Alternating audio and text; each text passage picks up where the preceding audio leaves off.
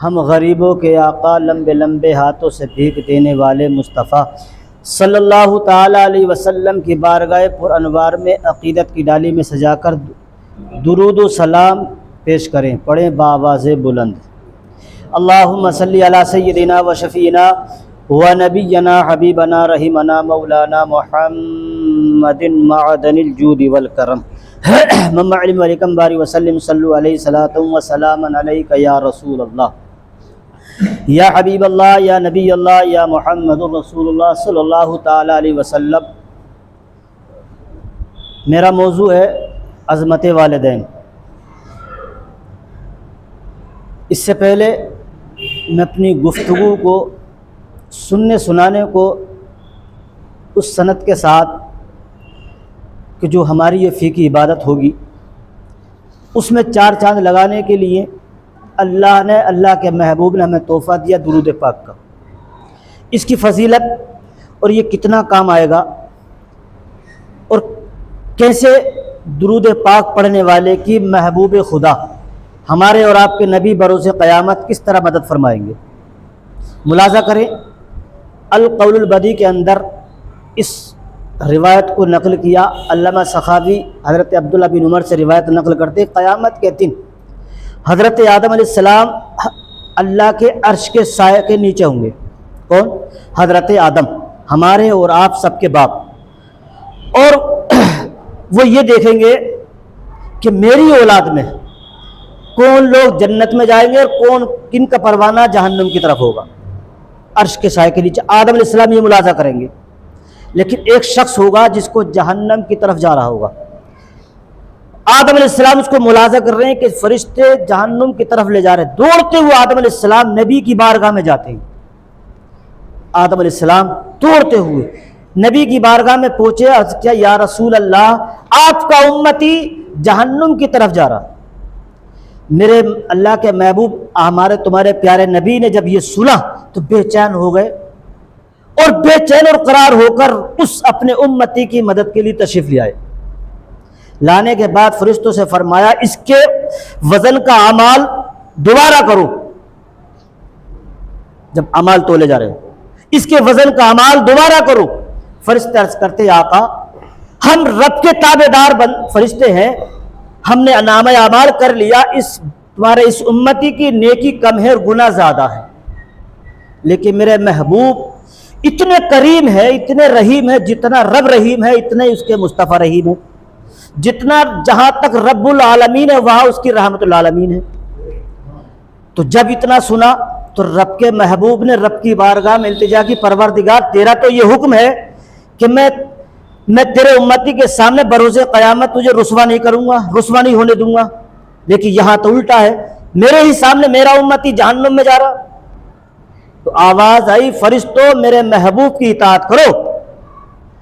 جیسے اتنا سنا محبوب نے فرمایا فرشتوں اب اس کے اعمال کا وزن دوبارہ کرو، تولو دوبارہ۔ جیسے فرشتوں نے تولا، اللہ کے محبوب نے جب نیکیوں کا پلہ کم تھا، بھاری تھا، اللہ کے محبوب نے ایک کاغذ کا ٹکڑا لے کر اس بھاری نیکی والے پلے پر رکھ دیا، وہ پلہ بھاری ہو گیا۔ سبحان اللہ۔ تو پوچھا اس بندے نے پوچھا، اس امتی نے پوچھا آقا ایسے میری مصیبت کے وقت میں کتنے حسین و جمیل چہرے والے مصطفیٰ، ایسی کیا بات تھی جو ایسے وقت میں میری مدد فرمائی؟ کہا یہ تیرا وہ پرچہ ہے، وہ درود پاک ہے جو دنیا میں رہ کر مجھ مصطفیٰ پر پڑھا کرتا تھا، تو مجھے گوارا نہیں کہ میرا امتی دنیا میں رہ کر درود پاک پڑھے اور میرے سامنے وہ جہنم میں جائے، یہ مجھے گوارا نہیں۔ یہ تو پڑھے ایک بار اور، اللہم صلی علی سیدنا و شفینا و مولانا محمد معدن الجود والکرم۔ آئیے اس کی طرف۔ اللہ فرماتا ہے وَقَضَىٰ رَبُّكَ أَلَّا تَعْبُدُوا، اور تمہارے رب نے حکم فرمایا اس کے سوا کسی کو نہ پوجو اور اپنے والدین کی اچھا سلوک کرو۔ اچھا، اب اللہ نے حکم فرمایا اچھا سلوک کرو، بہتر کرو۔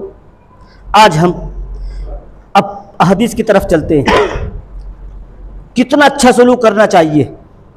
آقا پیارے مصطفیٰ فرماتے ہیں، ابو ہریرہ سے روایت ہے، اللہ کے رسول فرماتے ہیں ملعون ہے وہ شخص جو اپنے ماں باپ کی قدر نہ کرے، ملعون ہے وہ جو اپنے ماں باپ کی قدر نہ کرے، اور اللہ کی رحمت سے دور ہے جو ان کی نافرمانی کرے۔ آقا ابو ہریرہ فرماتے ہیں کہ آقا نے فرمایا اس شخص کی ناک مٹی ہو. یہ جملہ 3 دفعہ دہرایا اللہ کے محبوب نے. صحابہ نے عرض کیا یا رسول اللہ کیا مطلب, کون شخص وہ ذلیل و خوار ہوگا جس شخص کی ناک مٹی ہو, مٹی آلودہ ہو؟ کہا وہ شخص جو اپنے دونوں والدین کو یا دونوں میں سے ایک کو بڑھاپے میں پالے اور ان کی نافرمانی کرے اور ان کی فرما برداری کرے اور جنت میں داخل نہ ہو, اس شخص کی ناک مٹی آلودہ ہو. کتنا فرمایا. اب دیکھیے, آئیے حدیث کی طرف. موسیٰ علیہ السلام اللہ کے پیغمبر, سمجھیے اور سوچئے میرے نوجوانوں, اسی جملے سے سوچئے جو موسیٰ علیہ السلام اللہ کے پیغمبر ہیں, نبی ہیں. حکیم الامت احمد یار کا فرماتے ہیں, لکھا تفسیر نعیمی میں کہ جب موسیٰ علیہ السلام کوہ طور پر جاتے, کوہ طور پر اللہ سے ہم کلام کے لیے, تو بے دھڑک جاتے, بے تکلف جاتے, اللہ سے ہم کلام ہوتے. جیسے ہی اللہ کی بارگاہ میں کوہ طور پر جاتے تو اللہ نے فرمایا موسیٰ بڑا سوچ سمجھ کے آنا, بہت سوچ سمجھ کے اس راستے کو طے کرنا. جب تم آتے تھے تو تمہاری والدہ زندہ تھی, ان کی دعا تمہارے ساتھ تھی, اس لیے بے دھڑک چلے آتے تھے. اب تمہاری والدہ کا انتقال ہو گیا ہے, وہ ظاہری دعا جو تمہاری ماں کی تمہارے ساتھ تھی وہ تمہارے ساتھ نہیں ہے. اب جا سنبھل کے آنا. جہاں نبی اللہ کا نبی پیغمبر معصوم ہو اور اللہ فرمائے کہ موسیٰ بڑا سوچ سمجھ کے آنا, تو کتنی عظمت ہے ماں باپ کی, والدین کی, جو اللہ فرما رہا ہے. حکیم الامت احمد یار خان فرماتے ہیں کہ ایک شخص نبی کی بارگاہ میں آیا, عظمت والدین سمجھیے میرے نوجوانوں, ہم بھی کسی کی اولاد ہیں, ہماری بھی اولاد ہے.